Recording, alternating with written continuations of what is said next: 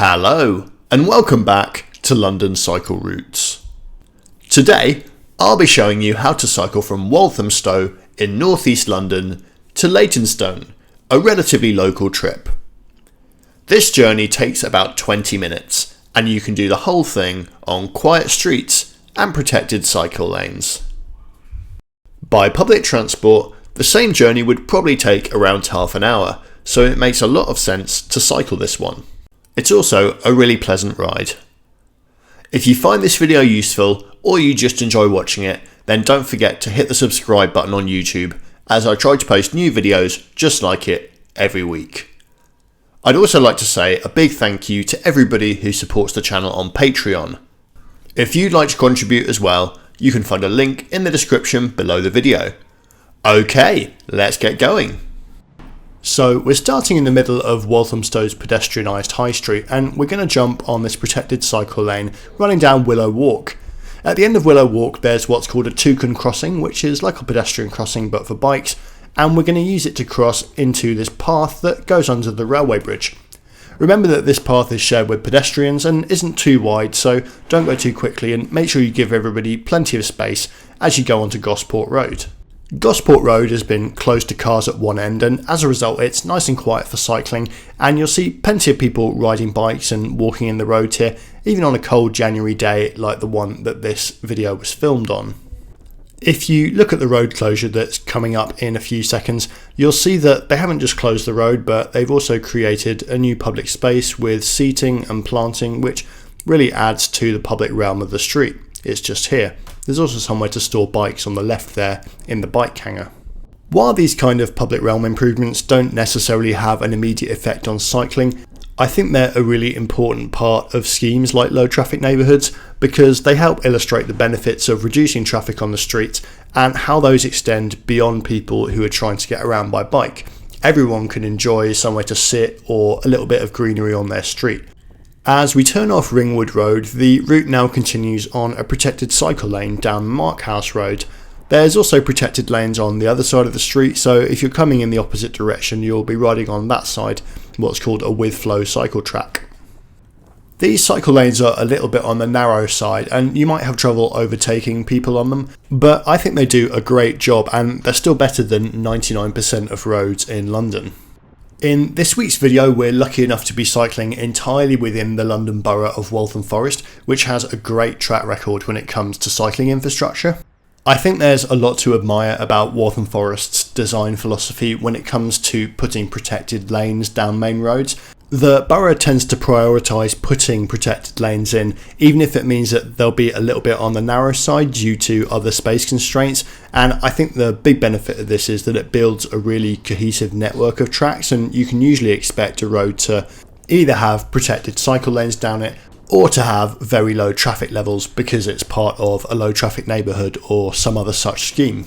That's very much the case in the south of the borough, around Walthamstow and Leytonstone, where we're cycling today, although it's a little bit less true in the north of the borough towards Chingford.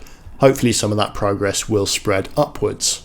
There's a good example of what I'm talking about here. We're now done with Markhouse Road and we're turning onto Lea Bridge Road, which also has excellent protected cycle tracks on it. And there are actually probably relatively few places in London where one high quality segregated route intersects with another high quality segregated route. But around Waltham Forest there's probably around half a dozen to a dozen cases where that happens. It really makes getting around by bike feel really natural. If you were driving, you'd expect to be able to turn the corner on a road and be met with another road that was suitable for your car. And when you get this level of cycle provision, you get the same feeling on your bike. Now we want to turn off right here, and we're going to slightly double back on ourselves because we want to use this signalled crossing to cross the road, and then we're going to loop around and head into Manor Road. As I was saying before, all the streets on this are either on protected cycle lanes, like the one we were just on and the one before that, or they're on streets which are completely filtered and don't have any through traffic on it. Manor Road is one of the latter sort. It's part of a low traffic neighbourhood, so all the through traffic has been removed from here, and as a result it's perfect for cycling just in the road, but also you can see here that pedestrians are benefiting from it too and end up with a lot more space just to walk around. For this next section of the route we're going to be on back streets or quiet residential streets. And then close to the end, we're then again going to be joining a protected cycle lane down the main road. I really like the fact that we can mix and match both those two different approaches. It keeps things varied and interesting, but it also means that we can take a more direct route, because main roads aren't always the most direct route between places you need to go, and sometimes you can cut a corner by going through residential streets. Now, this middle section of the route can be a little bit twisty and turny. There are a few corners to remember, and if you struggle to do that after having watched the video, you might want to download a map of the route, which you can find in a link in the description below the video. You can get it in a GPS file, and you can use that on whatever app or device you choose to use, and it will basically give you turn-by-turn directions of this route between Walthamstow and Leytonstone. I always do maps like this for all the videos I do, but sometimes I forget to mention it in the video. But don't worry, they will be there. You can always find them linked in the description.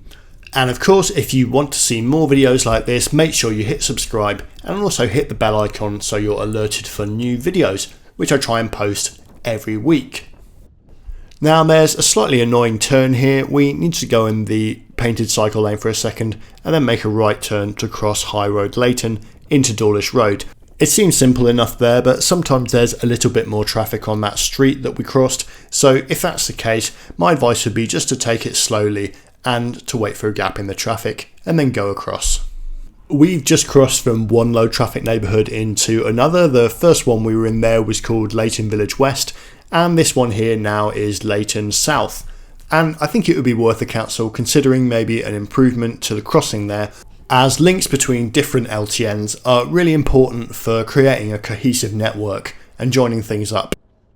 As we go around the corner here and then turn right, you'll see the excellent public realm improvements on Francis Road. Traffic's been removed and it's been repaved, and that means that several businesses here have got outdoor seating, and even though it's the middle of January and it's cold, there's plenty of people just out there enjoying the street. It feels like a public space and it feels quite vibrant, and that could really be any high street in Britain if you just give it the right treatment, get rid of the cars, add a little bit more public space and reclaim it for people. And I think we'd end up having to talk a lot less about the decline of high streets in this country and people not wanting to visit them anymore.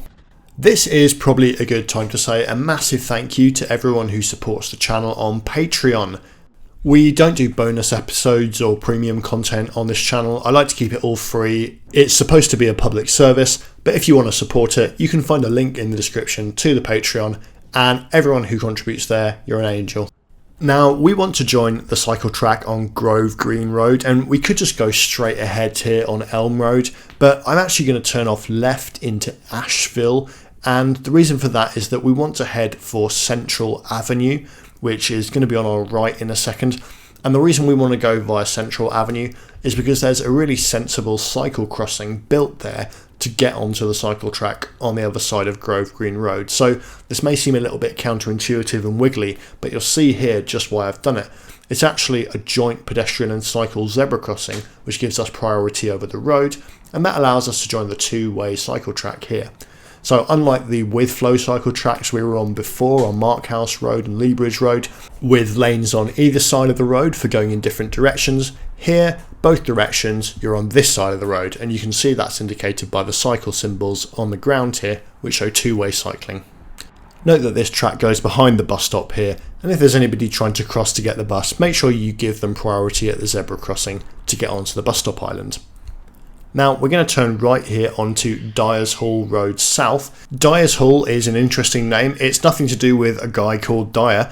It's named that because in the 18th century the land was developed for social housing for widows associated with the company of dyers, as in widows are people who are married to people who did dyeing, as in they dyed clothes different colours and dyed cloth. It's no coincidence that we keep running into things like this in our videos. So when we were cycling through Tottenham a few weeks ago, we did run into a similar thing. I think it was almshouses for printers. The fact is that historically in London, the city livery companies, effectively craft guilds, were hugely wealthy and hugely powerful at this time when a lot of the land was being developed. And so you can see their mark in the place names and land uses around the city.